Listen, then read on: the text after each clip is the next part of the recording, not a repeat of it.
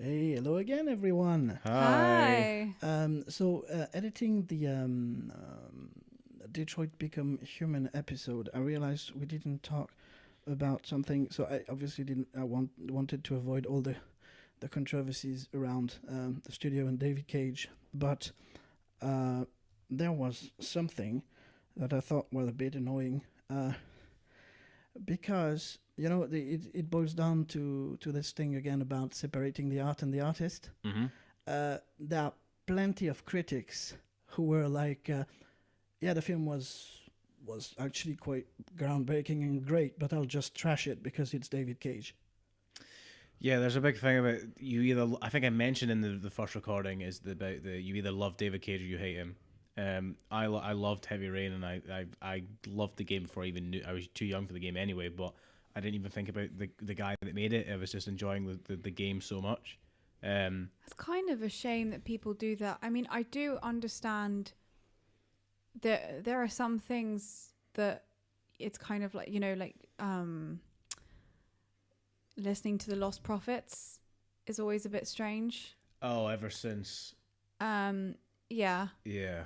And, the things that came out about Michael Jackson, believe it or not, because of the controversy, lots of people talked about how they will stop listening. And Well, I never did listen to the Lost Prophets, but I knew there was a girl in my class at school who did like a talk about how much she loved them, and this was obviously before everything came out. yeah. Yann probably won't know this about the Lost Prophet singer. No.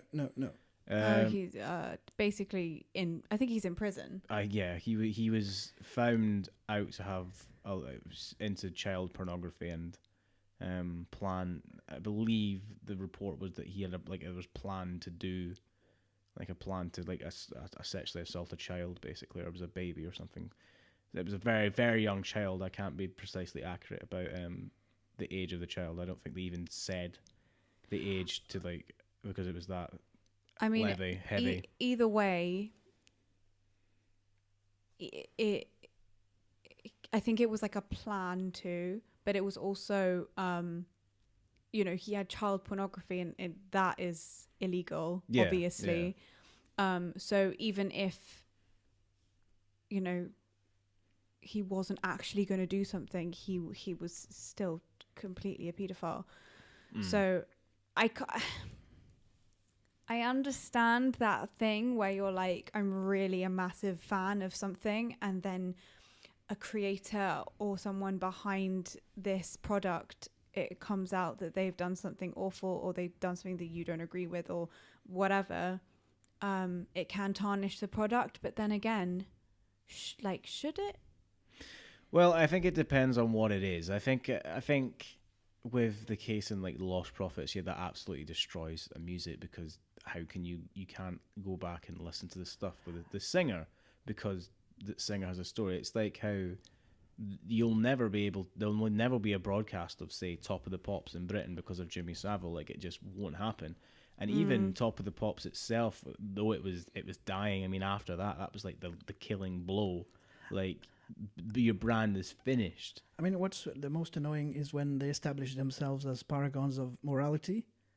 Like when someone does that, and plenty of times they're just as disgusting as the people they are pointing fingers at. Like the people who I'd say like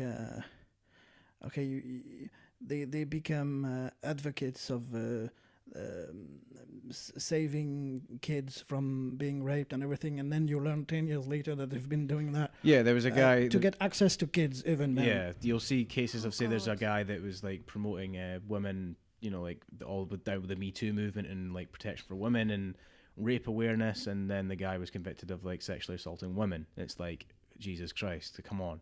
Is that like a way to get the focus away from him?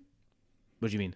Like, is that why he was like involved in the Me Too movement to make sure that people wouldn't like look at him? I don't know. Past? No, probably just that. Probably that was a means. Maybe it was a mean. I don't know. I'm not the guy. No. I'm just asking. What do you think? Who knows? I mean, it could be. I think for something like that, you it can go either way. Somebody can use that to get access to something that they want to do, and also a way is maybe trying to hide it. I don't think people are as smart to use it as to hide away from something like that. I think it's purely because they want to have the access more. I think people are hypocrites as well. They kind of want to do something for a movement because they're like, yeah, I don't like sexually assaulted women, but they do it, but they don't see it as a problem because they're doing it. Like, I think a lot of people have this like skewed image of what they do and disassociating themselves and from also the problem. They don't think that they're sexually assaulting a woman, but actually they are. But the phrase of there are people out there that are sexually assaulting men, women, whoever.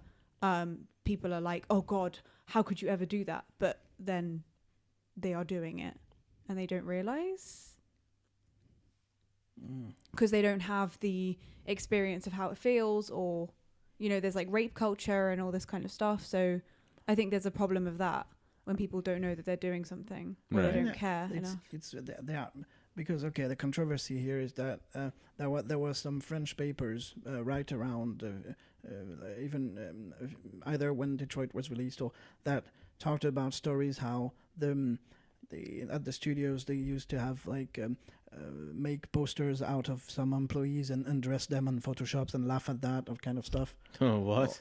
Yeah, right, it's the kind of stories which is always alleged anyway, so you never know actually who's into just like the Kevin Spacey was always alleged, always. It still is because he denies it. Yeah. Right. Okay.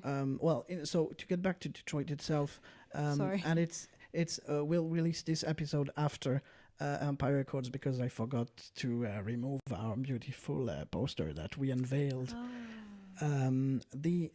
So I'll talk about one of the points that really annoyed me in Incredibles 2, which also annoyed me in Detroit because it's similar. The woman voicing the President Warren, the accent she has, was the most annoying accent I ever heard in my life. And in Incredibles 2, Holly Hunter, so Elastigirl. Right, you don't like the voice actress? No. Right, okay.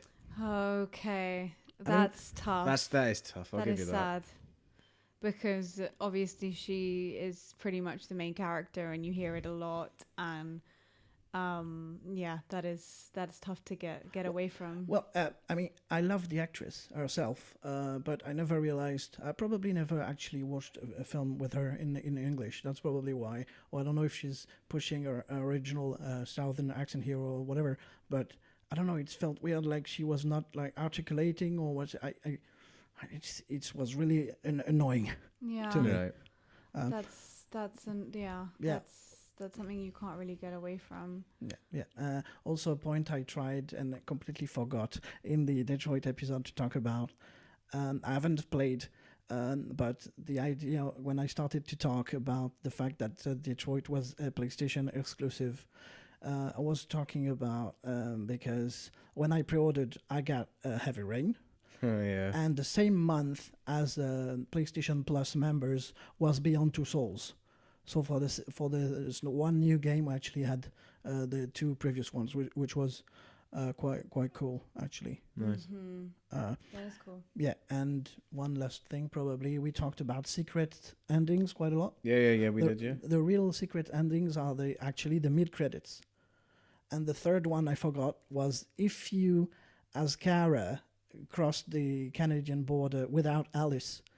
There is a short mid-credit scene where Kara, there is the same advert for the for the child android that you saw at the start on the floor, and she's just recollecting and she's sad and I didn't even know that. That's nice. Yeah, and also we never talked about the fact in details that the game industry is way bigger than the film industry for one big reason. Mostly is now you count mobile, and that's mobile is 30 billion. Oh wow! You count everything. Yeah. And a shout out to one person on our YouTube, account, a profile, who thanked us for the flowcharts. So we're not doing that for anything, for nothing. Yay! Thanks for validating my time that I spent getting through some of that Stormy Night level. Jesus Christ! In the group, Facebook group, there is someone who is sharing. Now, Power Peaks now is doing the not the videos but the good quality Pictures. flowcharts. Yes. Right. Okay. And someone on Reddit, I've seen he's sharing also the good quality images, and he also gives pointers, like he's kind of a guide with you have to be aware about these branches and stuff. Right. Okay. Which is great. So I'm pretty sure we can actually stop doing those. Okay. Thank God. One thing that people really wanted also in this game, as it's replayable, skipping. Yeah, the skipping the scenes that you'd already done. Yeah. That was a big thing that I've So Okay. that was 10 minutes. That was The update. update. So that's episode 042.1. Oh.